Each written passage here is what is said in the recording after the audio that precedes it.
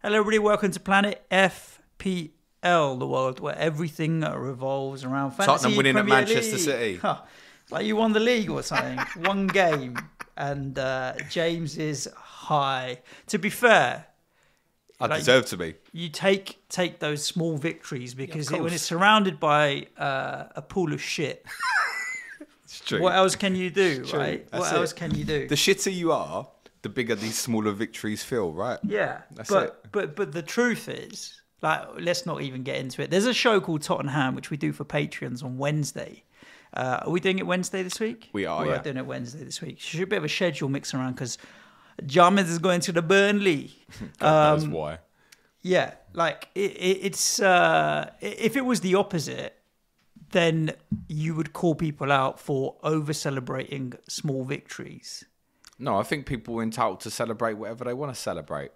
No, but I'm saying if it was the opposite, people would be like, "Oh, look at if say we did the opposite. We say we did the same. This is maybe a bad example. We won in the last minute at Man City, and we celebrated to the same extent. It would get called out as, where's the trophy for? I think that's weird. We can't celebrate. So what? Like Man City fans can only celebrate games when Aguero scores in the 94th minute or something. No, it's just silly nonsense. What's the analogy on that? Because I saw a few people talking about that on Twitter, and I didn't even have the brain power to figure out what the point they were trying to make was. You can celebrate whatever you like. Exactly. Agreed. I don't care who you are, what your situation is. If you score a last minute winner, you're gonna go home happy, mate. Sure, but people criticise the celebration. I'm just saying Spurs fans in the opposite shoe on the other foot would criticise other teams' We just won in the last minute away to, in my opinion, the best team in the world. Correct. I think it's worth celebrating. No one's not saying don't celebrate, but I think it's... I'm not still going to be talking about it in 3 weeks, maybe a little bit. You might lose at Burnley on a fucking Wednesday night. And then I didn't go more mental than when we beat Leicester. You didn't? No. Nice.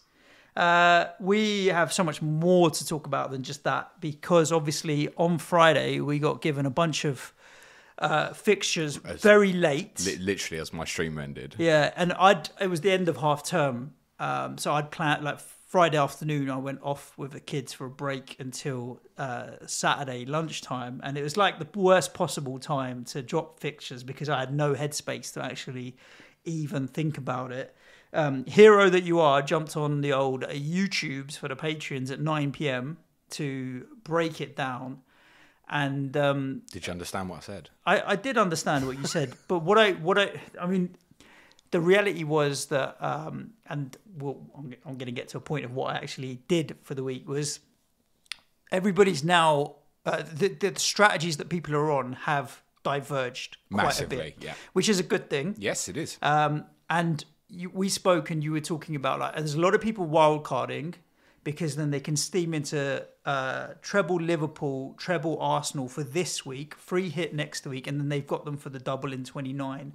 A lot looking to bench boost in 28. Yeah, absolutely. And so I looked at it, and the thing is, I only had I was always planning triple captain this week, and with Jota's injury, I only had 5 double game week players available.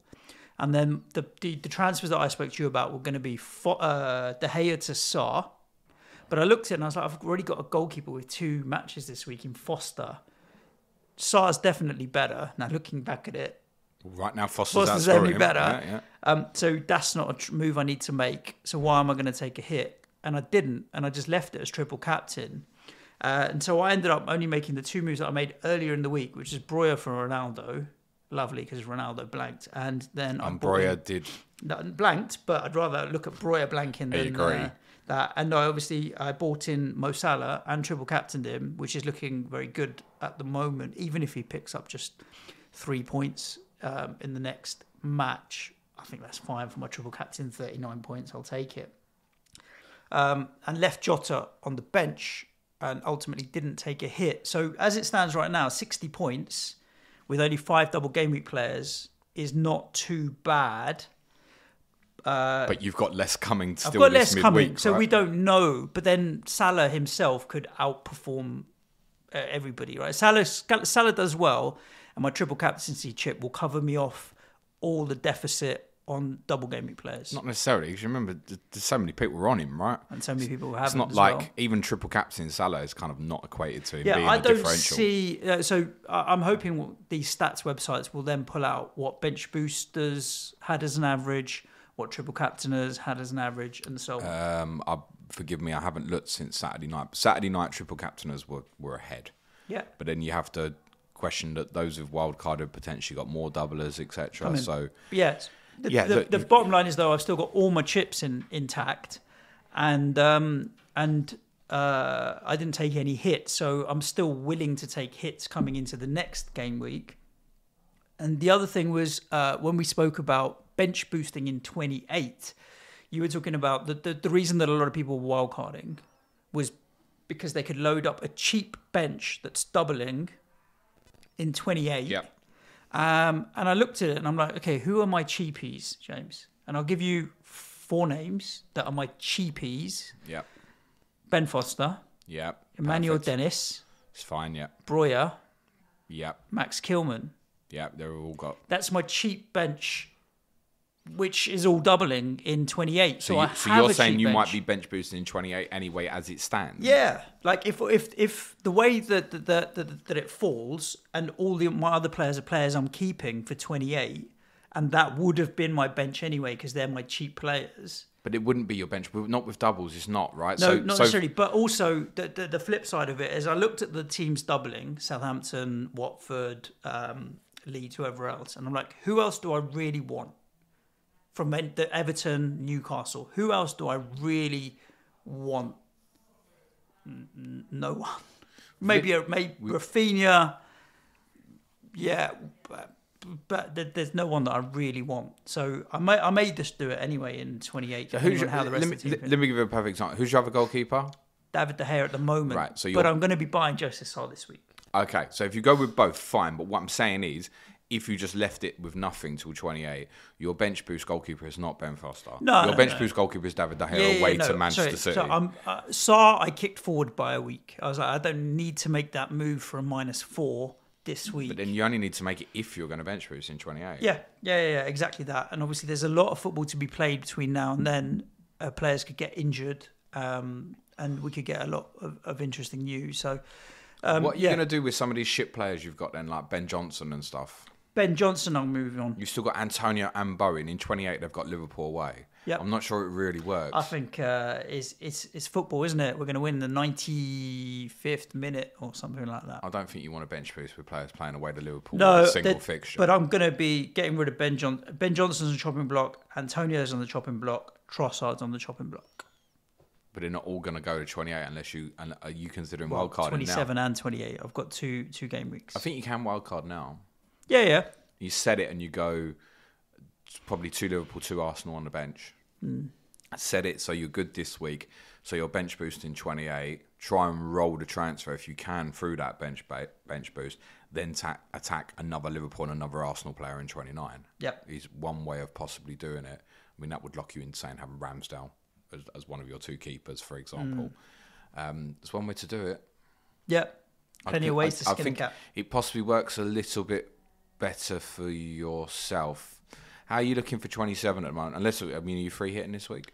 I probably am, to be honest with you, because... So you ain't wildcarding then, are you? Well, no. There's no plans to wildcard. I've got 4 players missing. Trent, Salah, Jota, Rudiger. It's enough. They're all big hitters, right? Yep. That's the thing. If it was some bench fodder, then fine. But I'm more than likely going to free hit this week. But I've seen a lot of people go early. I'm not that desperate. But if you move Jota, you can just bench the other 3, right? Have you got no Arsenal? No Gunners. I was going to buy Tierney for Ben Johnson, but I didn't do that because of the 27 problem it was going to give me and kick it forward. Yeah, I understand. Yeah. But then Johnson's no good to you this week, possibly. Do you think he starts against Villa? Yes. Is it Villa you got this week? No, Wolves, we've got Wolves on Sunday, 2:00. I do. Something's obviously clearly up with Soufal because he didn't start the game. I think he's out for a while. And Ryan Fredericks got hooked at half-time. for Ben Johnson. Is that because Ryan Fredericks is crapping? Exactly that. Okay. So I do Never think knew that. Like if you'd have spoken to most West Ham fans and you'd said, okay, Soufal's out, who do you want to play right back? I'd rather Ben Johnson than Ryan Fredericks any day of the week. Yeah, agreed. So I think Ben Johnson will be all right. Hopefully, what he did in the second half, it'll stick around. So let's see. Okay. But I'm happy to take a hit this week as well. I'd probably at this stage want to kind of clarify what the people's poll vote is. It's ongoing now while we're recording, be available for you till around about 5 p.m. UK time today if you want to get your vote in. There are 3 options for what will be our 100th People's Poll podcast tomorrow.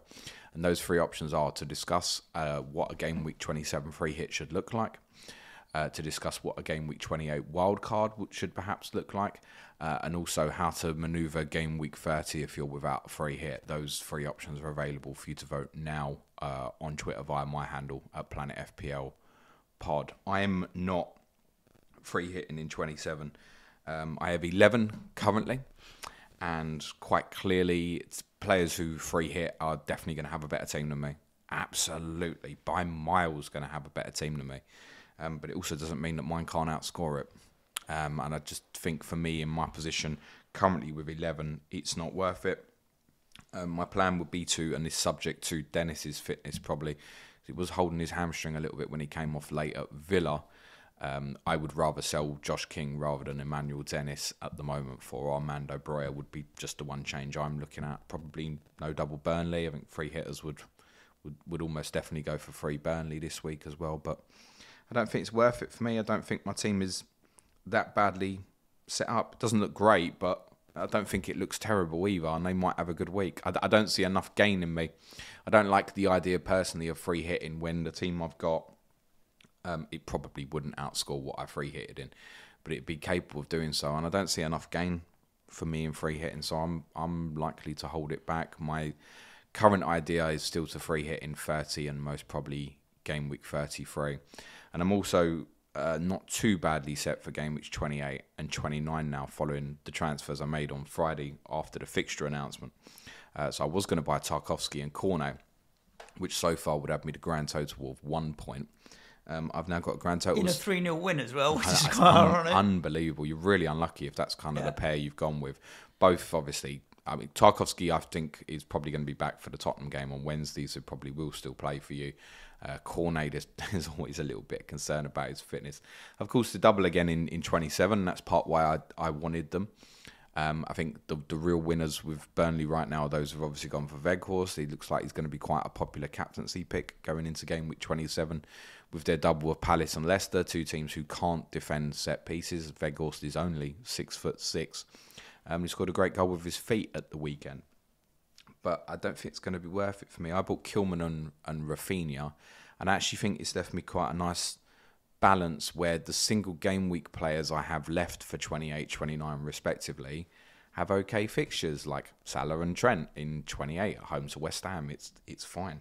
Rafinha now at home to Leeds. Sorry, not home to Leeds, home to Norwich in Game Week 29. Harry Kane home to Everton in 28. I feel like I've got a nice balance now where I don't actually have anything strategically planned from transfers in Game Week 28, 29, other than, and I still think Chelsea are going to play in Game Week 28 and have an extra fixture, which I just want to talk about briefly. So we got this fixture announcement on Friday, which has given us some extra doubles. So Southampton, Newcastle, Wolves versus Watford, and Leeds versus Aston Villa have been added to Game Week 28, giving all of those 6 teams doubles. And in Game Week 29, we've had Arsenal versus Liverpool, Brighton versus Tottenham, and Everton versus Newcastle added to give those 6 teams double game weeks in 29. 12 teams doubling in 2 game weeks, none of them consecutively, except for Newcastle, who obviously have what Burnley are in the middle of now, back-to-back double game weeks. I think for those wildcarding in 28, you probably are going to end up with Alan St. Maximin and possibly even like Martin Dubravka in goal. He obviously didn't play at the weekend, so maybe you won't end up with Alan St. Maximin. Precautionary. You think he'll probably be back for the Brentford game at the weekend. Now, the one thing we was fairly certain of, and this goes for everybody who's kind of strategically laying out the fixtures, was Chelsea would double in Game Week 28. They have to double in Game Week 28. I still think they have to double in Game Week 28. Why has the Arsenal fixture not been announced? Why have we got Arsenal versus Liverpool on the Wednesday night on Sky in game week 29, but not Chelsea versus Arsenal in game week 28? Now, one theory could be that they're waiting to see what Leicester would do in Europa Conference League, i.e. if they lost to Randers, then Leicester would be available to play Chelsea rather than Arsenal. And therefore it could be that on Friday they go, right, Leicester are still in Europe, we will now arrange that Chelsea versus Arsenal fixture. There's a couple of reasons why I'm leaning to it being Chelsea playing Norwich rather than Chelsea. And by the way, if they do not announce a Chelsea game, it is insanity from the Premier League. What I've noticed is all the games that have been rearranged into midweek so far, including United versus Brighton last week, they've all been arranged on nights when English teams are away in the Champions League or on Europa League nights. So the Arsenal-Liverpool fixture arranged in game week 29 is on the night when Chelsea are away to Lille in the Champions League. The midweek nights in Tuesday and Wednesday have English clubs at home. I don't know if there's a reason for avoiding this or it's something that UEFA have requested that this doesn't happen. I don't know. It's just a pattern that I've noticed. Sky, I'm fairly certain, are going to want to show Chelsea versus Arsenal. Now, we all thought it would go on the Thursday in game week 28, but now Amazon have put the game there, Leeds versus Villa. If Chelsea versus Arsenal is played that night, it's not going to be on TV. And Amazon have got an agreement that they have exclusive coverage of their games. I think what's happened is Amazon have put their foot down and said, we need you to show these Leeds v Villa games, 28, and Everton v Newcastle, 29, and get that done as a priority. And I think it's shoved Chelsea versus Arsenal possibly out the way. Chelsea is scheduled to play at Norwich in game week 30. Now, should either Norwich win at Liverpool? Not likely. Or Chelsea win at Luton? Far more likely. In the FA Cup 5th round. Their fixture in game week 30 will be postponed. Now, nearly all the fixtures game week 30 postponed are going to push back. Game week 33, 36, whatever, random game week. But Chelsea and Norwich, I think, might get brought forward to game week 28 at 7 days' notice and be played on the Thursday in game week 28. It's disgraceful on fans, but I think because of the problem for Sky to now not be able to show Chelsea versus Arsenal, that's what I think is more likely to happen. I will add at this stage, every other person who predicts the schedule at the moment seems to still think Chelsea versus Arsenal is more likely. And I absolutely acknowledge that. It doesn't mean I'm right. It doesn't mean they're right. We're all kind of hypothesizing to try and help people to say, this is what may happen. All I can say to you is, if Chelsea don't have a double game week in game week 28, it's madness. Because as it stands, even if they did play in game week 28 with an extra fixture, there's still a strong possibility they'll have to play twice in 3 days at some point. If they continue to do well in the Cups and don't have an extra fixture in game week 28, Chelsea are probably, between game weeks 36 and 37, probably going to have to play 5 games, 6 games over a period condensed in sort of 12, 13 days. And on 2 occasions, it's going to be twice in 3 days. It does not make sense for Chelsea not to have a game week 28. So you should bear that into your mind and your thinking at the moment that there is still a strong possibility that Chelsea will double in 28. Now, there's a lot of people hoping that it'll obviously be Arsenal with the back-to-back doubles with the ownership they have at the moment. And it may well still be Arsenal. It may well be that they're just waiting on what happens with Leicester. In terms of when will announcement will be, it's like how long's a piece of string? I don't know.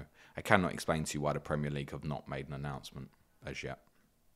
Sounds interesting. I mean, you just play the game your way. Let's talk about some of these fixtures, James. We'll rattle through them and then we can wrap it up in what you might want from these clubs moving forward in the context of the double game weeks that are ahead. I'm on 71 points. I'm doing well. Let me scream about it. Yeah, go on then. 71 points is a game week rank of?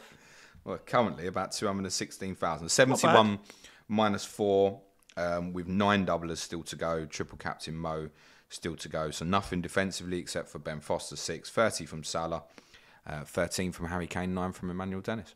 Nice. So I think we have the same returnees other than Rudiger got me 6 points versus 13 for Kane. That's literally the difference, but then no hit. But yeah, that's going to change massively in the next 4 days, so by Thursday. You still got Dennis as well? Yeah. Love it. Yeah, He's finally done something. He can't... it's that classic FPL. It doesn't make sense to sell him when he's got the doubles ahead and all of that kind of jazz. So it was nice to pick up his max BPS and goal. No lie there. Right. Saturday was the first game. 12:30 kickoff was the West Ham Newcastle game. That was a day when, you don't want to be going to the football, honestly. It was just shite. Nice wind. I can handle wind and a bit of cold, but as you go up to the London Stadium, then they've got the security barriers. It's very open. That 20 minutes from walking across to getting through was when it pissed it down. So I was with my 8-year-old, right? And that's the last thing you want to be is like, oh, shit, soaked through. And then suddenly like the queue to get through security. And the guys, obviously, the security is a joke, right? I don't even know why they have them there. I put my arms out, scans me with a metal detector. I'm like, my phone and keys are in this pocket, as in I'm not taking them out of my pocket, mate, so that, they put them in the tray. Didn't check nothing. It's a waste. And then get to the ticket barriers. It's a weird thing in this country. When it's windy, you don't get internet. Why is that? The reception goes shit. So I'm trying to download the tickets on my phone because I didn't print off paper tickets. Can't get tickets. I'm like, I can't even get through the bloody turnstiles now because it's pissing down with rain. Poor son's soaked through. I was like, this is not the day for going to the football. There's days in the summer when it's nice and sunny and you can go in a t-shirt. I don't know why I'm laughing when I'm going to Burnley Wednesday night. But, mate, forget about it. And you just look at it and I'm like, I made a conscious decision to leave my house, spend an hour getting here, hour getting home, to be wet and cold when I could have just watched it on the 55-inch in my lounge, mate. And the conditions were not great. Like, the pitch was soggy, rain was coming down, wind was howling. You knew you were in for it was probably more like a home game for the Geordies and for us, mate, because that's typical, isn't it, for Newcastle weather. Have I just upset some Geordies? Probably. Saying the weather's Why don't you just tell me that your team was shit and didn't deserve to win? Well, I don't think they were, to be honest with you. I thought the first half was much better. The first 10 minutes, Newcastle were all over us, but I feel like we just, we start games where we let them have the ball. And when the opposition has the ball, I don't mind generally, as long as we keep our shape because we can hit them on the counter. The second half of the first half, I thought we moved the ball quickly. And when we did move the ball quickly, we created chances. Passing was good. Creativity was a bit better. Moved it from side to side. Had a few chances. I thought the goal was coming when the free kick was lined up. And I thought Antonio, for the first, in that second half, the first half, played as well as he has for quite a while. Second half was garbage. And I didn't particularly feel threatened by Newcastle in the second half either, but it wasn't great. It progressively got worse, the game, as it was going along. And it was not surprising. Players started slipping and missed kicks and missed controls and all that kind of stuff. It was rubbish, to be honest with you. It was just a rubbish day to be at the football. The only news kind of West Ham, obviously, Sufa was missing. So I think Ben Johnson coming on at half-time for Ryan Fredericks says a lot. Fredericks wasn't great. I think Ben Johnson might get that place back. Ironically, he's now a great one for free hitters this week. 4 million. Sit him on the bench. Yeah, exactly. Is he 3.9 or is he 4? I think he's 3.9, mate. Is he 3.9? If he's 3.9, even better. He's 3.9 at the moment. Yeah. 3% owned. Not bad at all. Newcastle were good. They were better. Like, they've got some organisation, shape, energy. Joe Willock's decent. He's another one that, like, if St. Maximin wasn't available, let's say in the double, and you really wanted to get a Newcastle player, I think Matt Target isn't a bad shout because he'll still be whipping in crosses. Joe Willock's a decent shout at 5.7. Chris Wood could play for another 2 hours and he ain't going to score a goal, mate. I don't know what he's just made poor Nico laugh on the camera, you know that. Yeah. Well, he gets about a bit, but I don't see where the goal threat from Chris Wood's ever going to come from. But Newcastle were much better. They obviously got better shape, better organisation, defensively more solid, big strong team now, and they've got a bit of presence about them with Shelvey in midfield. He loves a little tackle, doesn't he? What did you think of Joe Linton? Very good. Yeah, I know. Very good. He's got some pace and he drives with the ball well. I thought he was very good. I wouldn't buy him for FPL. No, he's a forward anyway. I think if he was a midfielder, you could maybe, but not as a forward. Nah, I'd buy Joe Willock if I was going to buy one. Well, without meaning to spoil Thursday's clash of correspondence, but part because I'm going to Burnley on Wednesday, I've already recorded that with Tom and Si tomorrow night for Thursday's podcast. So I don't want to talk about Newcastle too much now, but I think it's really interesting because obviously they have got that double came up. Not that Si knew, like I told him on the podcast, like Si, you don't even know. He's like, no, I didn't know. Okay, let's talk about our assets. He's so funny. But yeah, we talk about Dubravka, Manquillo, Shah, Lascelles, Dan Burn, Joe Willock, Joe Linton. Obviously, we talked about St. Maximin. Ryan Fraser, I think, might be interesting as well in that midfield area. So Newcastle, really suddenly, good form. I think about second or third over the last 5-6 game weeks or so.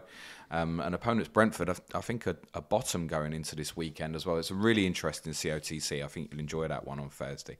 And there's some really interesting Newcastle assets. The one I think that might interest me is you've mentioned Willock.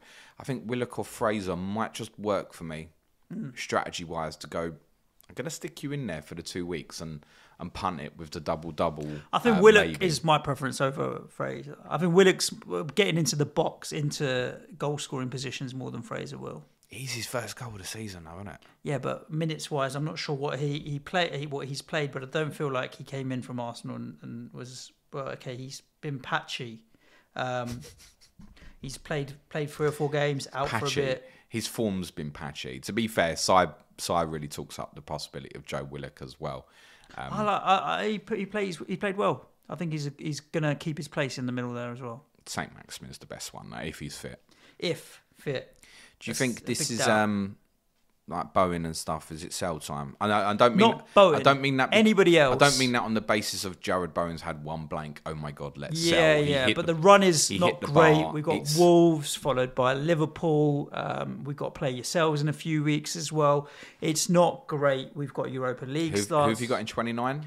And it's Wolves next, then Liverpool. Isn't that Villa? It's most likely at the moment. Yes, you're right. It's Villa at home in 29. That's okay. 30 is probably a blank. Then you have good fixtures, 31 through to 33. But it's just the fact that Bowen has no double. I think is making people look at it and go, well, 28 is rough away to Liverpool anyway. Wolves at home this week's not brilliant. The reality is, though, Jared Bowen is still incredible value. Bowen is any game, any time kind of player. And obviously his ownership's ridiculously high as well. But he doesn't give you a double, doesn't give you any captaincy options. If you wanted to bank the money, I mean, he's at 7.1 now. Most people have bought him at 5.9, 6. Is anybody else better at his value? In the game? Yeah. What, at 7.1 or the value he's worth to you? Would you rather, over the course of, let's say, over the course of the next 3 game weeks, would you rather own Jared Bowen or Joe Willock? Considering the fixtures as well. It's 5 games for Willock, if he obviously starts all of them, including the double, whereas Bowen's got Wolves, Liverpool, Villa. I'd buy Joe Willock. See, that's what's making... I'd get Joe Willock for 5 fixtures. But that's the point. That's what's making people think, hang on, should I move this on? Things are not right at West Ham at the moment. My current strategy at the moment, to be honest, is probably to bench Bowen in 28 against Liverpool. And probably play him at home to Villa in 29. That's what I said. I've got that balance where, okay, I've got good fixtures, bad fixtures, where I think I can afford to bench him at Liverpool in 28 is my current idea. So I think it's probably going to stay for me. It's nothing to do with the value built up. I just think he is still incredible value at his price. He easily could have scored again at the weekend. I think like if you've got Antonio and stuff now, though, that's it, isn't it? Yeah. So will you bin him this week if you don't free hit? Yes. He's highly up there. You've got other fires, though, haven't you? Yeah, a couple. But I think moving Antonio to Weghorst gives me a doubler, for example, or I might move to Jimenez, which covers me off for Wolves' double in a few weeks, which is particularly good. So I've got options there. A couple putting their hand up now. So I think Antonio is time to bin him. Okay. That's it. I'm going to segue into Arsenal 2, Brentford 1. I mean, we talked about Brentford a little bit there, being on a bad run at the moment. But we expected Arsenal to win this, and they did, right? Yeah, probably more comfortable than what the final scoreline suggested because of very bizarre late goal from Christian Norgard, which flattened so many clean sheets. Love in it. the FPL community. I already saw people. I was in the pub. I just got into the pub. It was about 10 minutes to 3 o'clock kickoffs to go, and I saw already people tweeting about banking till the end of the game. Actually, guys, just briefly on Brentford, because I think we'll save that for COTC on Thursday. Jay Da Silva being back. Sorry, not Jay Da Silva. Josh Da Silva. Yeah. Being back is really important. He's a key player for them. Tom's been telling us since pre-season he's Brentford's best player. So they brought him straight back into the team for that Arsenal game at the weekend. He's missed all of the season. Yeah, it's crazy. David Raya being back is obviously a real big plus because neither Fernandes or Lossell were doing the business in goal. Raya's 4.3 and he is interesting. I think the problem with the Brentford assets are, and they've got a really good run of fixtures now, Newcastle, Norwich, Burnley, the next three, and if you're struggling without free hits, they're interesting because they'll cover you in game week 30 as well, away to Leicester. So I think people like Tony and Mbumo and stuff are going to get completely overlooked over the next few weeks because they don't obviously have the doubles, but they might actually perform quite well in these next few. And I think similar applies to defensive assets like Pinnock, Rico Henry. People aren't going to invest in them, but I think they offer, particularly those defensive guys, offer really nice bench cover right through now, probably for the rest of the season, the second, third subs. Admittedly, there are some cheaper options, but the one beauty with Brentford is they will play in every single game week left this season unless Everton make the FA Cup final. Right. And Arsenal, obviously, the assets you've got, you're going to keep, right, because of the double that's around in a couple. Yeah, I mean, it's a little bit dependent. There will be people sitting there who've kind of gambled all in on sort of like Ramsdale, Tierney, Saka, and perhaps have free Liverpool. My advice got to kind of be pre-hitting then this week if you have the free hit. No, I don't think so. Like, I really think it's what you got to do. If you're not free hitting this week, and like me, and you got to understand that you're not going to cover it all. You're not going to win. All right. So I think rather than forcing those players out when you know you'll want them back, particularly for game week 29, I very much consider going 9 or 10 players this week. Now, of course, you could hit in a Burnley player for a -4 who's got the double and then hit it straight immediately out onto a doubler, then go back to the Arsenal-Liverpool player 29. There's loads of different ways to skin it. But I don't think for those struggling, it's not essential to have 11 this week. And you might find keeping your Arsenal or Liverpool players might fit you better on your strategy for 28, 29. But yeah, generally speaking, you're going to keep what you have. Aston Villa 0, Watford 1. Thank you, Dennis and Foster, finally paying back some faith. Josh King nearly scored at the end as well. Yeah. But he hasn't scored for about 11 games, I think, Josh King. And Villa again, like this kind of average run continues. I don't know the stat. You might know. When's the last time Watford kept a clean sheet? Oh, obviously the Burnley game, but that's 2 in. Yeah, the Burnley game. 2 in 3, right? Which is more than they probably kept in the last 100. Well, the previous Premier League clean sheet before the Burnley game was like 2 years earlier, wasn't it? So that's mad. Well, they did have a year outside the league, in fairness, but yeah, it's still mad. But then 2 in 3 is a decent outcome, so it shows what Hodgson can do there. Absolutely shows what Roy Hodgson can do. And really importantly, the return of Ismaila Sarr, absolutely massive. It changed system, went to a 4-3-3. Sarr played on the right, Dennis played on the left, and those two in the wide areas were really threatening. Gave Villa a lot of problems on the counter-attack. The Villa people I've spoken to or seen talk about the game say Villa started quite well for 20 minutes or so, but afterwards kind of run out of puff, and Watford certainly didn't deserve to lose the game from that point onwards. I guess probably just about deserved it. Sarr's return is massive. Yeah, of course. Massive. I mean, he's a hell of he's about, I want to say he's about 5.7 Ismaila Sarr. Really interesting price point. And I know people same as Joe Willock. Would you rather buy Willock or Sarr? Well, that's it, isn't it? It's interesting. Sarr's double. This is the year of FPL where we're just debating out the average mediocre price players. Sarr's double in 28 is Wolves and Arsenal, so it's not such a great double.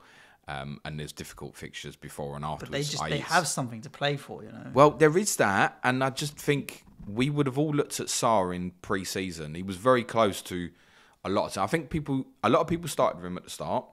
You remember there was a massive gamble on him. I think it was game week 5, I want to say, when he returned really well at Norwich. Then had obviously had the injury from sort of game week 11 or so. And who knows, maybe if Ismaila Sarr had stayed fit over that period, perhaps Claudio Ranieri would would still be in a job, right? He got injured during the game where they beat Manchester United 4-1, and their form completely nosedived afterwards. So Sarr getting back in is definitely only good news for Dennis and King as well.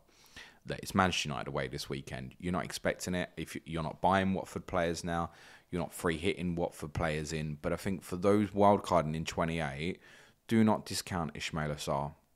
I think it's really interesting. Villa. It feels like it was only a few weeks ago that I was ready to get in Coutinho, Luka Dean, and Watkins, and not just me. No, they were flavour of the week. We sat here and went. There are 7 probably really good Aston Villa assets, and of course.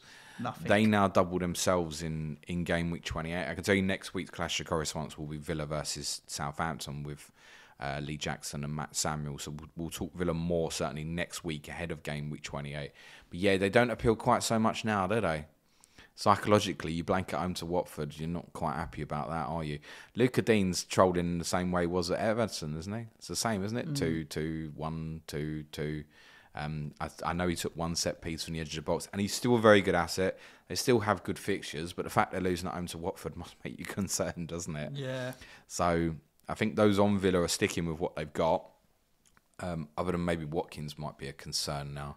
But Danny Ings, I don't think, kind of set the world alight with what he did at the weekend. Awkward now, Villa. Awkward. And they go to Brighton this weekend. And I know Brighton we're going to talk about now, but do you fancy Villa at Brighton? That's a 0-0. I'm going to call it. Is it? No. It's not. It's the Brighton special 1-1, isn't it? Yeah. Well, Brighton 0, Burnley 3. I mean, who saw this coming? All Burnley fans not. Look, yeah, I mean, you got to give them credit. It can't be as simple as Lewis Dunk's missing, therefore Brighton have gone to pot, although Lewis Dunk missing can't help. It was clean sheet, 3 goals, away from home. This is the game you predicted a PP in as well. Patrons will know. Brighton wish it was a PP. And the PP stands for Brighton for the weekend as not postponed, but piss poor, because they really were. I was following the 3 o'clock games on Twitter, and FPL Seagull, our Brighton correspondent, Sam Murray, was tweeting going, this is shit. Something's not right here. Like generally really early in the game. And it got worse from there. I know Brad Lewington, one of our patrons, a Brighton fan, said basically Burnley were the best team player at the Amex this year. Just literally outplayed them. Potter said after the game, completely deserved. What have we missed here? Well, I think that you've already said it. Dunk and Webster both being absent. It's a big problem. Is a big problem. That doesn't excuse the way Brighton played offensively, because still had Bissouma, Lallana, Trossard, Maupay, etc. They had a really, really bad day at the office here. From what I've heard, I don't think Brighton can play as badly as they did. And it obviously clicked for Burnley at the same time. It was really interesting what Sean Dyche said after the game. And their XG was quite low, by the way, Burnley. I think their XG was less than 1. They just took their chances really well when they came around. Sean Dyche said the difference was this week to other games we took our chances. Simple as that. So I think there's a consciousness in all of us that knows when it gets to this time of season, Burnley may start excelling. How many times has Jack Toner said to us, we will keep clean sheets when you least expect it? And obviously off the back of that result, that's going to get people really interested for the double that comes, isn't it? Particularly with Weghorst. Yeah. A lot might avoid now because they've missed the first double of the double-double. But you're also going to have people who perhaps say gambled and say a Lacazette for 1 week or something going... Weghorst. Yeah. I don't mind Weghorst as a shout. I think he's going to play. He suits Burnley's style. He's now got goals on the board as well. So he's got returns, which means that monkey's off his back of, getting your first goal and what have you. I don't mind Weghorst for those that want to go. My current idea at the moment is I'm going to move, if Dennis is fit, Josh King to Armando Broja. Is my idea. You go, why not just go to Weghorst? Well, then in 28, Weghorst has got Chelsea, while then Broja's got the double. So it's a balancing act. Yeah, sometimes I think we see the first problem and go, yeah, bang, I don't have Broja. It's a player I really want. I might go that way. But obviously, I'll get to see Weghorst live Wednesday night, and if he gives me the shivers, which I'll probably have standing in that ground anyway, then yeah, it might be Weghorst. I think if I got him, I captain him. I think. Okay. With those 2 games, I've got Palace, Leicester. Neither of them are particularly great defensive, especially on the set pieces. I mean, Leicester shouldn't have lost yesterday, really, but we just can't defend properly. They'll always concede goals. So that's attractive. Tarkowski owners, you're like the unluckiest of this week. Pope is definitely the best goalkeeper. Everybody who's free hitting is going to have Nick Pope. Yeah. Everybody's ownership for this one particular game week will be massive. Even Josh Brownhill owners finally got a return this week, although I saw he was still knocking about on a few benches. Connor Roberts is an interesting one I want to cover briefly because he's nicked the place from Lowton at right back. Yeah, it's been a few weeks now. And he's the cheapest, isn't he? He's a 4-4, 4-5. Or, well, when I say he's the cheapest, he doesn't look as dangerous as Eric Peters because Charlie Taylor's obviously going to come back. We don't know if he'll nick Peters' place. The first thing to say is when Burnley play well, he will not change that team. If all of the players that played on Saturday are fit Wednesday, the only change I can possibly see him making is Tarkowski coming back in for the team, if he's available. Otherwise, it'll be the same team, fairly certain. He rewards people who do well. But it's very unusual for Burnley to have to play 4 games in the space of what Leicester games chooses. You've got Tottenham Wednesday, you've got Palace Saturday, Leicester Tuesday. 3 games in 6 days, effectively, for Burnley is unusual for them. There is no guarantee that Connor Roberts is going to play both of those games in Gameweek 27. There's every possibility that Matt Lowton will play one of them. Yeah, a minute. Yeah. And therefore, I think, particularly for free hitters this week, the advice would be pay the extra. And I still believe, as long as Tarkowski's back in the team for the Tottenham game, he's the best choice of the centre-backs. Someone said to me, why is Tarkowski a better shout than Ben Mee? And he's got a bigger head. Leicester's one of the games in the double. Get Tarkowski. Right, let's talk about Palace 0, Chelsea 1, Rudiger in my team. Not a lot of people have got Chelsea assets still kicking around. Nice bonus for you this week. Was a very nice comfort blanket. It reminded me what it's like to have a Chelsea defender in your team. You feel like 2 weeks out of 3. No, I didn't. Oh my God. It's goal of the season if he scored, mate. If he scored. He didn't. I didn't get those points. But having a Chelsea defender is a comfort blanket that Liverpool were so often, and a lot of people are going to flock back to. So I kind of held out with Rudiger and Alonso. Alonso finally went. Rudiger stuck around, and I'd ridden the rough. So I may as well wait now for the smooth that's on the way. Rudiger's going to stay with me, even though he's not got a game this week. But then back to normal for Chelsea, and maybe they will have that double in 28. So I'm well set for that. Yeah, I'll captain him. This is where. Let's do it. Yeah, it would be the same. It would possibly be the same for me. This is where kind of why I said at the start in terms of the importance of understanding that Chelsea could still play in 28 is really important. I think for those this week who are not using the chip. So I could force Heung-min Son into my team this week. Would I like to have Heung-min Son in my team this week? Yes, of course, absolutely.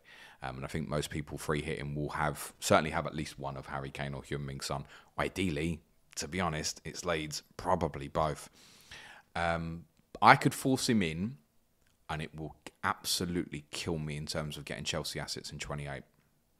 And I have to be conscious and bear that in my mind. Because if I go Heung-min Son this week, I cannot get to Chelsea players in Gameweek 28. And my idea really is to get 2 defensive in Gameweek 28, particularly if it's Norwich and that drops. It might even be that with that, Burnley and Norwich, it might be that I want an offensive one as well. So I'm very conscious, and you should be too, about potentially blocking yourself from moves. Because we look at it and go, let's say you get the 28, Chelsea got a double. Are you going to be comfortable enough sacrificing Cancelo for Rudiger or Reece James if he's back available, or Thiago Silva if that's what you want to do? Or can you get up from, my ideas, Dalot would be my sacrifice in 28 to get up to Rudiger. You're not going to sacrifice Trent or Robertson if you're sitting there when Liverpool have then got a double in 29. Because the thing with Chelsea is, if they do have the double in 28, great 29 fixture, great 31 fixture, great 32 fixture. They've got the same run they had in that kind of block period in October last year. All in a row, we look at it and go, great fixtures. Just this time, we definitely won't be captaining Romelu Lukaku. He would be, if it lands with that double, Burnley away, Norwich away, everyone's going to want to captain Romelu Lukaku. Do you know the Lukaku stat from the weekend, Suj? I'm going to buy Mason Mount instead. So at the weekend, since Opta have been recording stats from the 2003-04 season, Romelu Lukaku had the least amount of touches in any Premier League game. for a player to play the whole match. How many touches did he have? 7. You can't touch the ball 7 times in a football game, mate. I don't know how you can only touch the ball 7 times as a Chelsea player in a football match. Mate, I'm going to touch the ball more times in the North v South Gameweek 39, and I'm only going to play for 5 minutes, hopefully, ideally. Yeah, that's because your second touch would be a tackle. That's 2 touches. 2-footed. So, yeah, in the Who's first... in the North team? I'm going to double 2-footed. No, don't. It's for charity. Stop creating wars. Really special. So, you had 2 touches in the first half, and one of them was the first touch of the match from kickoff. Nah. How do you... So, there's a problem. And actually, Alan Shearer did some quite good analysis. He wants to go to Inter Milan on Match of the Day. Nah, that's been and gone. The problem is they're not finding him. They're not using him or playing to his strengths, which we know is kind of backing into people. Think back to what he did to Arsenal in Game Week 2, or when teams come onto them, feed him in directly over the channel. Now, Palace are not a team that kind of are going to let balls in behind them as such. But I think there's a crossover of they're not looking for him, the support cast, and because of that, he's often not making the runs anymore because he's getting tired of it. So I keep running, and no one's ever looking for me or finding me. So yeah, Shearer, unusually, it was a good little bit of analysis he did on Match of the Day. Actually, he's a problem. He's a problem because they're not using him to what his obvious strengths is. If Chelsea have a double in 28 at Burnley away, Norwich away, you want to captain him, don't you? No. I think. No, I'm like you. I just captain Rudiger. I think. Yeah. There's so many better choices there. Not interested. Palace, another one, a little bit like Villa, really quietly, it's just fading away their season a little bit, I think. A little bit unlucky to lose this late on, but Chelsea weren't at their best. I think the moment has probably gone for Crystal Palace assets. Now, no double for them coming up in the near future as well. They're probably unlikely to play in game week 30. I think you're probably after this week. Obviously, they've still got Watford to play. You're into sell zone. Odsonne Edouard didn't even get on the pitch. They basically played Zaha through the middle. It could easily be Mateta plays at Watford and Edouard don't start at all. I think your Palace assets, you're probably binnable. Probably binnable. Liverpool 3, Norwich 1. Gator injured as well. Yeah, that's going to be a problem for them as well. Liverpool 3, Norwich 1 was... Not that he's great, by the way. A standard... He's probably a bit better than Butland. Yeah, it was a standard classic FPL highs and lows in the space of 50 minutes when people are really upset, like Trent not even being benched, being rested. Although that means that Leeds better watch out on. Being a double game week, you'd be happy to take the 1 point, but wouldn't you? At least give me something. Even Robertson not getting a full game, and then a lot of assets benched basically. It just showed that. So you obviously start pissed off. Then Norwich score, and you think, well, at least my defender's not even playing, so I'll take the 0, and he can come on and play fresh midweek. But in the end, I mean, Liverpool did the business, and Mo Salah also did the business. 10 points from the first game in a double game week. You'd be happy with that, surely, as triple captain. Oh, yeah. To be honest, in pre-season, I would mark, what do you want extra from a triple captain? I'd say 10. Yeah. So, because it's Salah and this particular 15. Double, you're wanting more, and you're wanting kind of 20 with Salah. He's very capable of getting another 10 on Wednesday or so, isn't he? But if he doesn't... Well, it was just one goal. Fine. I think it's the first time I've probably hit double points with a triple captaincy return until obviously he gets sent off Wednesday night. That'd be interesting, wouldn't it? For lashing out, kicking out at Stuart Dallas. Yeah. Can you imagine? Well, having said that, he rotated 7 players this week. What's to say the other 4 don't get rotated midweek now? Well, obviously, I mean, the one I really, really feel sorry for is those who gambled on Firmino. Wow, that's muscle horrible. Injury now. Not likely to play against Leeds either, is he? No, he's out.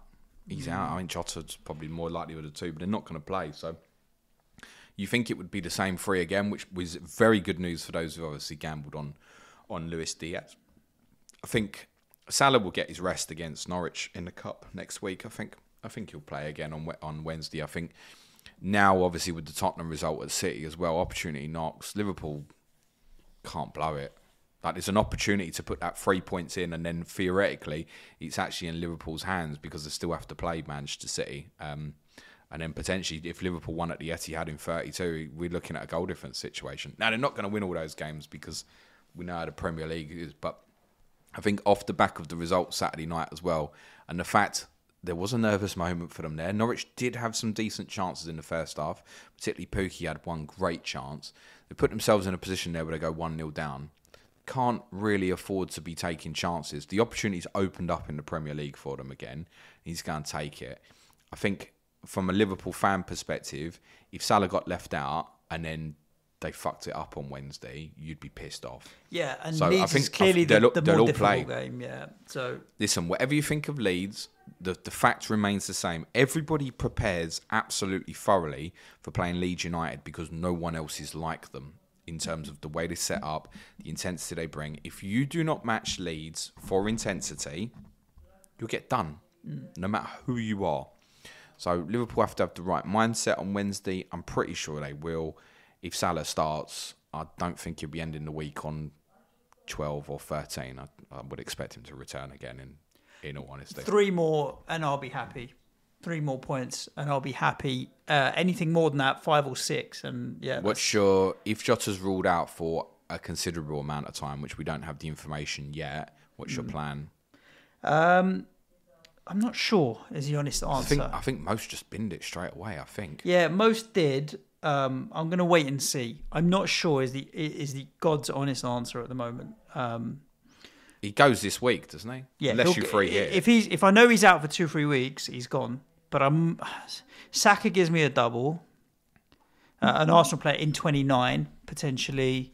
And 28 is obviously still possible. I could go to Diaz because if Firmino and Jota are out, then Diaz is an interesting option at 8 million. I mean, obviously he scored again at the weekend. Not Diaz. No, Diaz. Diaz. Yeah, number of options. Interesting. I'm not sure is the honest answer. I may even go down to someone cheaper and pump the money into defence. Southampton 2, Everton 0. Everton looking over their shoulders, mate. Listen, one result against Leeds don't change the world. They're still massively in trouble, quite clearly. Manchester City to come this weekend. You're not going to have Everton players in your free hit. That said, if you're going 4 in midfield, by all means consider Anthony Gordon as a substitute option. And he's the only Everton player I think you should have in your mind at the moment in terms of your planning. Even the fact that they, after Tottenham, then obviously have the double in 29. It's Newcastle at home. What's their other fixture in 27? Everton. Newcastle's it's Wolves. It's Wolves at home. Yeah, that's Wolves. It's Wolves at home and Newcastle at home. And it's City, Tottenham. Before that, yeah. Nah, not interested, to be honest with you. I'm scared for them. Yeah, me too. It'd be a shame I'm scared for them specifically because Watford have stopped conceding goals and Burnley look like they're about to do what many of us think that Burnley will do. And I wouldn't say go out on a run necessarily, but just keep getting results that makes you nervous for Everton. I mean, City at home at the weekend, you wouldn't fancy him for anything. Away from home, they've got massive problems at the moment. They just don't look effective at doing anything. They haven't had a shot on target at the weekend. What's your thoughts on Livramento now that he's back in the team after really awkward. 90 minutes? See, I could go Ben Johnson to Livramento so easily, and not only does he have a good fixtures coming up with the double, but you look at it and you think Norwich, Newcastle, Watford, Burnley, and then the Aston Villa game in between as part of the double. I think Livramento is a really interesting option. Of course he is, and he came back at the weekend. He's obviously got an assist, although it's not the best cross in the world, and it's just terribly defended by Everton. And he did have an opportunity in the first half as well, from a couple of yards, because he does tend to, because of his height, he does tend to go into the box at set pieces as well. What I don't know, and what I'm struggling to find out at the moment, because I can't even unlock my phone at the moment, is what happened with Romain Perraud and why he didn't play, because he has been really good recently at left back. Now, of course, he didn't play at the weekend. What that means is that Cole Walker-Peters switched to the left-hand side, and that's commonly what we were seeing a lot at the start of the season. But I think Livramento would keep his place, and Cole Walker-Peters would drop out if Perraud. But Cole Walker-Peters has been playing really well. Yes, but he'd still. Who would you pick? He also nearly scored at the weekend. Both, who would you play? Both fit, and Perraud was on the left. I think the honest answer there is that they'll rotate. is where it's at now. Now, obviously, Livramento's record is unique in the sense that for the first 17, 18 games this season, he played 90 minutes, like all of them, right? Got really trusted, really That's heavily. why I think he is first choice. He's obviously been out for a while with this injury, and it might be that they reflect on it afterwards and go, oh, do you know what? Did we overload this kid a little bit too much? So I don't think there's a guarantee, Suj, that he comes back in and plays. Yeah.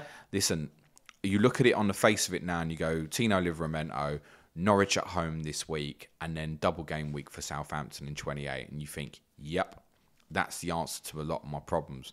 I think the answer might lie with Peral. If Peral's out for a few weeks, yeah, you're in. But I wouldn't be certain. Yep. I wouldn't be certain, honestly, that he definitely starts these games coming up. Further afield, Breuer is obviously didn't return at the weekend, but it was another attacking return for Che Adams, who I think because Breuer is well over $1 million cheaper, is getting no attention.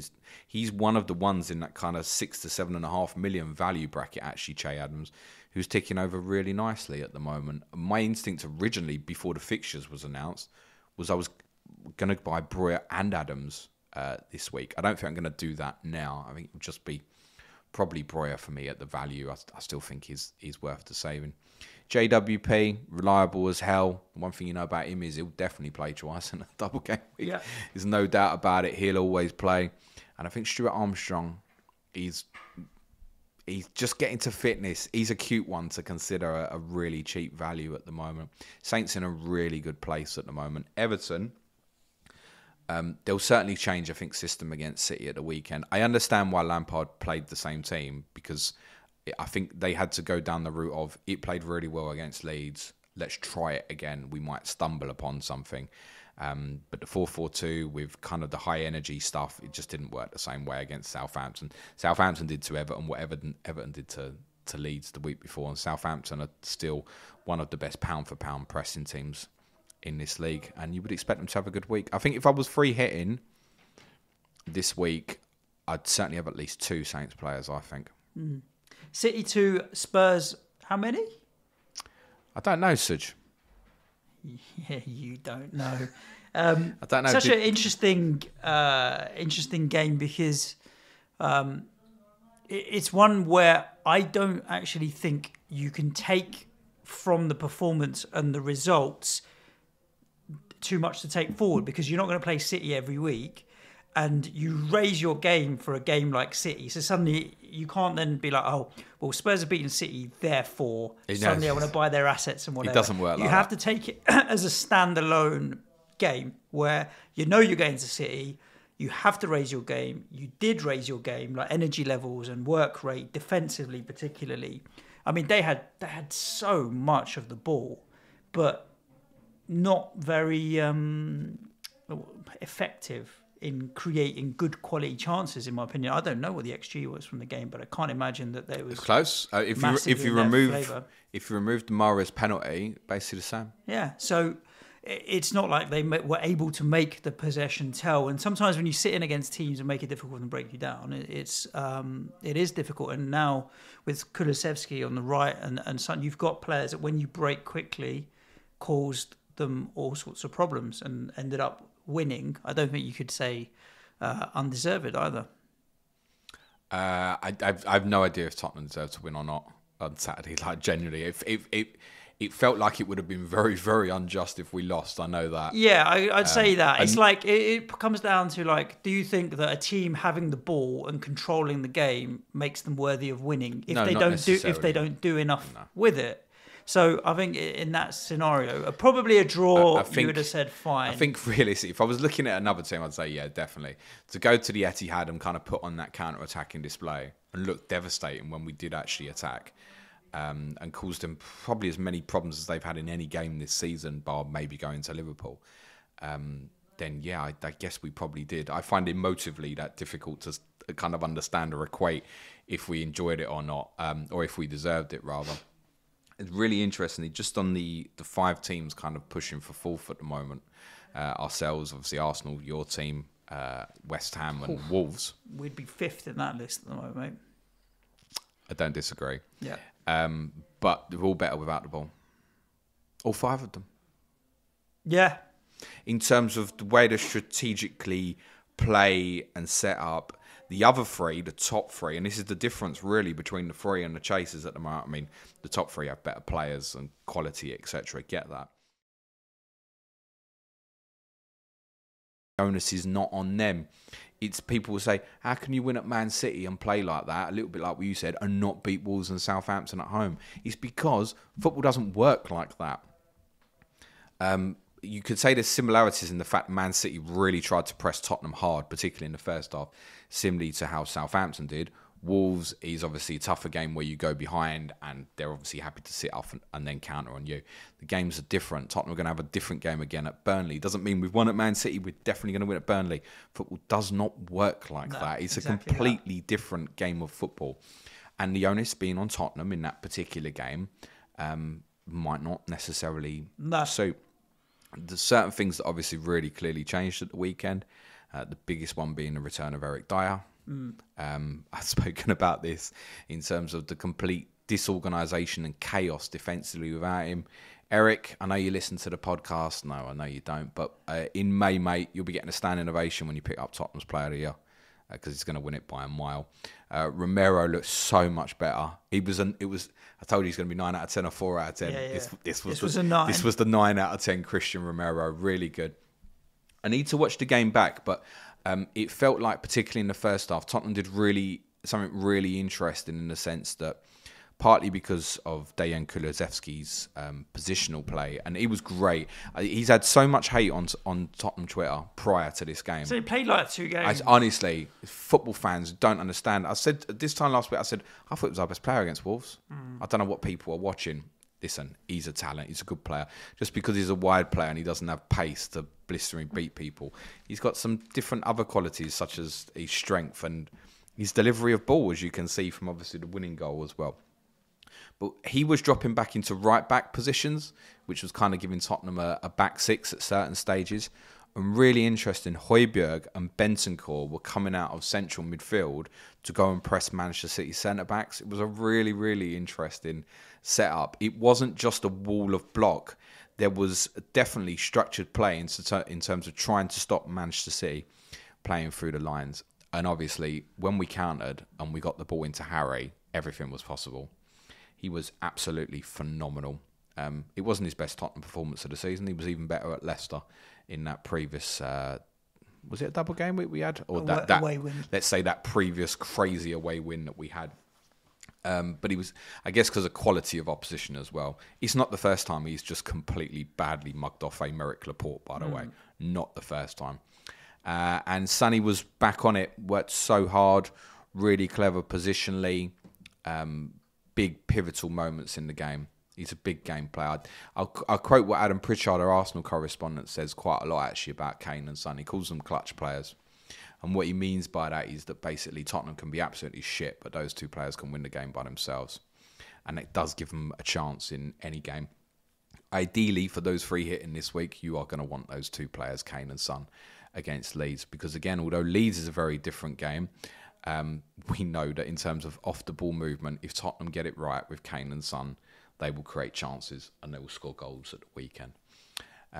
Really pleased. It's completely uplifted the football club. I don't doubt that Wednesday will probably drag me back down to reality, but obviously really pleased. Really pleased. We've now got clarity, certainly in terms of Conte's first choice back 3. Every chance Reguilon will be back available for the Burnley game on Wednesday. He was obviously missing with COVID. And Kulusevski is interesting. 6 million. I think it's a real close kind of watch. Obviously, Tottenham now have a double in 29. It's Leeds and Everton before that as well. So you feel like you're setting up quite nicely for it. What I would say is he ahead of Lucas now? I would say yes. Yes, but then take Leeds on Saturday. Lucas's direct running and dribbling may cause a lot of chaos that Conte may like. So I would probably, if Kulusevski plays 90 minutes against Burnley, I would not stick him in a 3-hit team. Yeah. I don't think. Remember, we've got Middlesbrough Tuesday as well, so there is going to be some rotation. And let's talk about Leeds to Manchester United for a couple of more games to get through. We might squeeze in some questions from the old Twitter. Well, I reckon a lot of these questions are going to be all about strategy, which we're going to cover off in detail in tomorrow's People's Poll, depending on which way the voting goes. Leeds 2, Manchester United 4. I predicted a 2-0 in this, and we both said it could go any which way at all, and ended up being a Madden. Yeah, great watch, partly because of the chaos of the pitch and stuff. It was probably more slide tackles in that game at the weekend than there was on the other 9 games, but it is our pitch, yeah. Yeah, Leeds paid £300,000 for that shitbog. I don't know if they've relayed it again, possibly since. I mean, at least it's better than the state it got in this time last year. But yeah, I think everybody now and again likes watching a football match on a bit of a chaos pitch. Do you know what? If Leeds did go down... It is, you're right. Like FA Cup, when we were at Kidderminster, it was saying the pitch was not great. And you're like, go on then. The players have got to show what they've got. As long as the tempo of the football match is okay, it's all right. What you don't want is a kind of bobbly pitch and the tempo slow, then obviously that's Everyone terrible. losing the ball every 30 seconds. Leeds games aren't going to be. Honestly, if they went down, it'd be such a miss. Because you could watch them every week. And after time, you'll be laughing. And the other half, you'll be praising them in terms of how exciting they are. When they equalised, I thought they were going to go and win the game, right? From absolutely out of nowhere, really. I was looking at it thinking 2-0 United, this is done and dusted, time to tuck it into bed. But you can't write them off, you're right. Rafinha will be back in that team on Wednesday. I cannot understand, we're obviously not privy to whatever's gone on there. Something's been said by someone where there's been a disagreement. I think it's fairly something obvious. Along the lines of, I want to leave. There is. Why didn't you accept that bid from West Ham? But you don't know, right? This guy's got levels and standards, mate. He ain't thinking about West Ham. Listen, our pitch is nicer at least. You keep chasing that dream, honestly, mate. But he also wants to play in a football stadium. There's no way that he won't be back in that team now. I don't think you can say that. Just not because of footballing ability, because of Bielsa. Like, why was he dropped in the first place? But if it was that big a deal, we wouldn't have brought him on at half time and gone, oh shit, we need him. Yeah, I feel my opinion is Bielsa's stubborn. I'd like to know why. If you could tell me it was just a little small bust up, I'd say, yeah, fine. If there's something more deep rooted, then there's clearly an issue. Well, something's obviously pissed him off from that Everton game. They've obviously had a word or something. Anyway, we can only speculate. But it didn't stop me buying him. And obviously I see him not in the team. I thought, hang on, what's going on here? Obviously. And I didn't expect mass things from Rafinha this week. It's obviously a difficult double, Manchester United and Liverpool. Tottenham next week. Then there's a nice run of fixtures where I think they're pretty interesting. What's the double they've got coming up, Suj? In 28, it's Villa and... I forget what the first game they've got is in 28. Leicester it is. Villa and Leicester in 28. Leicester's away, Villa at home. That's fine. They got Liverpool double. And Tottenham before that, though. And so what's your plans? Then you play him against Villa and Liverpool and Spurs? Rafinha? Well, he's in my team for Liverpool. Of course he is. Oh, sorry, that's the second. And he's also in my team for 27 because he's an able body. So, yeah, of course. And I mean, I wouldn't leave Rafinha out anyway. So, I mean, I think for myself, he'll get completely overlooked this week, I think, for free hitters, which is very understandable. 28, decent double, like it. 29's Norwich at home. If I decide to run through for 30, which I probably won't, he obviously plays then. And then I've got good fixtures, 31, 32 as well. And do you know what? This little bust up, who knows? It might even get the best out of him and inspire him even more to be even more talismanic. Because when he's at his best, he is one of the most exciting players in our league. And I think all of us want to see him play. For Manchester United, I don't know how long we are into this podcast, Suj, but I haven't mentioned midfield runners as yet. Yeah. But people knew I was probably going to. A long time in. They got problems. Who, United? What are the problems? You just said midfield runners. Well, no, that was Leeds' problem, was dealing with Bruno Fernandes and midfield runners. Ronaldo is bomb out time. I think if you... done. You don't pick him over Kane on a free hit this week, do you? No way. I don't think you do. No way. Ronaldo's done. Bruno, I think you probably do want, if possible, for this weekend. I would probably want something defensive from Manchester United. Otherwise, after 27, it's Manchester City away in 28. It's Tottenham in 29. Even if the Liverpool fixture does happen in 30, it's Liverpool away. So it's time to move on those Manchester United assets following this weekend, and you should be thinking about how you're doing it, would be the advice. De Gea is obviously still keepable. I think Dalot at his price value, I don't know if he'll come back in or not. It's very difficult to say why Wan-Bissaka suddenly came back in again yesterday. I think that might have been in terms of the physicality of the game, and Wan-Bissaka is certainly better defensively than Dalot. Dalot offers them a little bit more on the ball. Fernandes, I think this week, great. After that, you're moving that on, aren't you? I think. Let's wrap with Wolves and Leicester. 2-1 to Wolves. I kind of, even though being a Max Kilman owner, didn't mind the Leicester goal just because the ownership amongst Wolves' defence is very high, and I almost bought Jose Sarr. So seeing that clean sheet wipeout justified not buying him and keeping Ben Foster, although it doesn't put me off buying him this week particularly. Leicester played well. In fact, they had Wolves really, really worried, I think, particularly in the first 15, 20 minutes of the second half. And Bruno Lage, again, he stepped up and did the right thing and changed the system. Really nice to see Pedro Neto back, that's an interesting one. Wolves have got really good fixtures coming up. Whether we're ready for the double in 28, I kind of doubt, but he's worth keeping an eye on. He's in at that kind of Elise Fraser value. What price Pedro Neto? So have a look for us, because I'll tell you what, that would be a differential punt come game week 28, possibly for, I think, particularly maybe for wildcarders. Jimenez is going to be really interesting. I just never feel like he's going to go big. I think he's probably going to be the most captain player in 28, Raul Jimenez, which I think just makes me want to completely go against it. What's Pedro Neto's price? 6.4. Oh, is he? It's not cheap. No, but when you look at Willock, he's got the ability, isn't he? Oh, Neto at the start of the season, had he not been injured, he would have been around for ages. He's the best one in and around for Wolves there compared to. I'd rather have Neto than Podence, for example, or anybody else. If you're desperate to have Ray and Nori in game week 27, I suggest you probably want him benched against Arsenal on Thursday. He limped off again right at the end, Nori. They keep getting injured between them. That's why I just left it and I decided to go for Cody as some Wolves cover instead. Leicester, better. Vardy's back in 10 days, you're saying. Supposedly so. And I think with Leicester, really interesting is obviously game week 30. And before we get to game week 28, we're going to know for sure what game week 30 looks like once the FA Cup results are confirmed next midweek. As it stands, just keep in your mind, best captaincy option in game week 30 is probably the currently injured Jamie Vardy. If he's returning in 10 days, eyes on the prize. We'll have to certainly keep an eye on that, Suj. Yeah. Wolves are doing absolutely great. Another big couple of games from Arsenal and West Ham in the next week or so. They are very much in contention for those European spots. Really good defensively. Wouldn't be surprised if they got a couple of results. But then ironically, in terms of if they want to push for Champions League, 2 draws isn't good enough for Wolves this week. No. You're better off winning one and losing one. Yeah, I get that. Even though you're giving one of the rivals an extra point. Remember, you'll be taking something away from the team you beat as well. And winning against Arsenal and losing against West Ham is definitely the one. And I'm not even it's the way round you want to do it. So far, we're falling like a stone at the moment. Not quite a big rock, but that's the way round that you would potentially want it. Like, I think Wolves will beat us at the weekend.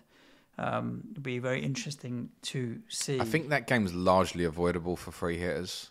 Yeah. At the weekend. Yeah. Obviously, Leicester only have the Burnley fixture in 27, so I think they're avoidable as well. But again, for those without the free hit, keep Leicester in your mind for game week 30. And depending on what the cup results are, I mean, if it's just them 3 games, honestly, I think Leicester best choice for captaincy in 30. Good. There we go. That's a wrap of the games. Do you want to let everybody know what they have to look forward to for the rest of the week from us? And I'll plug the old Patreon. And after I've done that, I'll pull off a few questions from Twitter.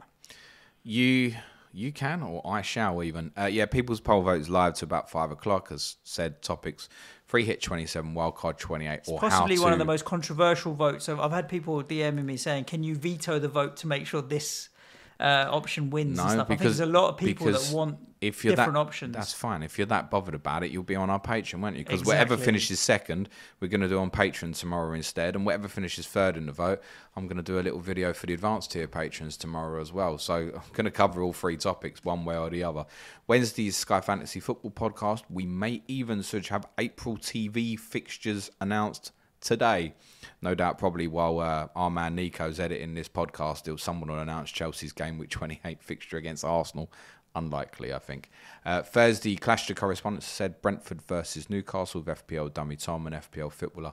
And Friday, me and Suj will be back early doors to go over these 4 midweek games and final plans for Gameweek 27 ahead of the 6:30 p.m. UK time deadline on Friday for Gameweek 27. Our Patreon content this week, Suj, includes, as I said, the runners-up of the People's Poll vote tomorrow, Q&A today. Wednesday, probably a more deeper emotional dive into Tottenham's performance on Wednesday on Tottenham. Quiz on Thursday on Premier League goal scorers. And Friday will be our Gameweek 27 differential show. Sounds good. And if you are interested in that additional Patreon content, patreon.com/Planet FPL. So nice to welcome so many new patrons last week. And for those that didn't see, James decided to do an impromptu stream at 9 p.m. on Friday. James did do a stream once the new fixtures were announced, and that's the kind of stuff that you will get on Patreon, all the additional content. Oh, great pressure. Now they expect it all the time. Well, we'll react as things happen. So it's well worth having a look. And if you are interested, look, it's not a lifetime commitment, rolling monthly. Have a look. Enjoy it. Stay. Don't. We won't be offended. We will. Some questions on Twitter, James. Go on Twitter. Let's go with Fantasy Football Nerd. One for both of you. If you had to support another Premier League club other than Spurs or West Ham, who would it be and why? Keep up the superb work. I got asked this on Saturday's stream actually as well, and I said Brentford or Watford because they're localish and completely inoffensive. Well, if you asked me on Saturday, I would have said Newcastle because they're the furthest away. Are you gonna be that guy? The exact opposite. I'm like, fuck. It's like the guy. I had to bite my tongue a little bit drunk Saturday night when I got home, and one of the replies I saw was, "Hope Tottenham get relegated." And I'm thinking, you bitter little person. And then you see he's a City fan from the other side of the world. And I just wanted to say, which year did you start, sir? Was it 2008, 2012? Was it more recently? Nah, I'm not going Newcastle because of the money. Because no one's going to start supporting them for another couple of years. No, because if I'm not going to Newcastle week in, week out, mate. So I've just bought myself back at least about 70 hours a year of travel time, games and all the rest of it. I'm picking the team that's furthest away from me so that I don't ever have to actually go to games and waste my time with that shit. That's how I felt on Saturday because it was cold, wet, damp, soaked through, thinking, why the fuck do I bother going to a football? Sorry about that. Newcastle. And also, to be fair, the Geordies are good crack. I heard they was bringing loads of blow-up cats and stuff. No, well, they were throwing around something that was bright orange. It looked like a high-vis jacket. It's probably a tiger. No, but they did have a Kurt Zuma chant. You want to hear the Kurt Zuma chant? How bad is it? Careful. Hey, Kurt Zuma. Ooh, I want to know you kick the cat. I want to know if you kick my cat. Oh, that's bad. That was it. But yeah, Geordie's a good crack. Someone tweeted, and I think it's complete rubbish, that Dawson complained to the ref because Chris Wood kept meowing. But Zuma's going to get that every game he goes now, isn't he? Do you know what? Zuma, the people won't even want to know, but Zuma was our man of the match. Like he didn't put a foot wrong all game. Headed and cleared everything out. Next. Like Chris Wood can meow all he wants. He needs to concentrate more on fucking getting the better of. Yeah, but to be honest, that was the best bit of Chris Wood's performance, wasn't it? Was trying. That definitely was. Definitely was. Chris Wood is doing some good hold-up work for Newcastle at the moment, by the way. Gene, if you could experience the life of any current footballer for a week, who would it be? Not Phil Foden at the moment, poor sod. That's some unnecessary bullshit, basically. If I could spend the life of a footballer for a week, who would I be? Which footballer? What's the new Everton song in it? I want to dress like Dele Alli. I'll be Dele Alli for a week, mate. Why? It's got to be fun, isn't it? You got to pick any footballer with hair, mate. Your week. I'll be Mark Cucurella for a week, yeah. Oh, yeah. Have the perm. Right, okay. There's a lot of FPL questions here.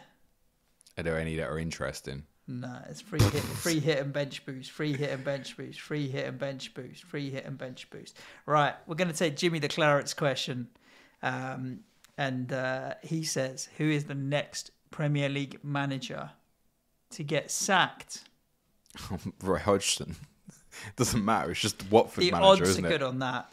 The odds are good on that. I was thinking about whether Dean Smith could be given the boot at Norwich, but I don't think so. They've kind of set him up for next season to get him back up again, and they've probably had that discussion, right? Listen, he's got what them. happens if the worst case scenario? He's got them in with a chance of staying up, right? I mean, that's a really good start for Dean Smith, I think.